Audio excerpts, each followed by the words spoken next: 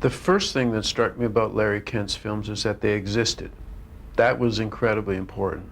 In those days, there was really not what you would call a film industry in Canada, and movies just seemed not to exist unless they came out of the National Film Board, and then they were sort of docudramas. And Larry's stuff, these were real movies. I saw Sweet Substitute at an actual movie house where I had to pay to see his movie, and that was fantastic. That was an incredible revelation. I mean, it was like a real movie made by a Canadian, low budget.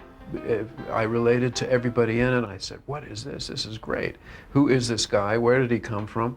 And how did he get these movies made and shown?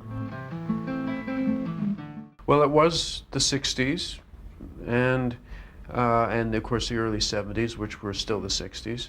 And Larry's movies were about things that we were interested in: sex, politics, society, all of those things interlinked.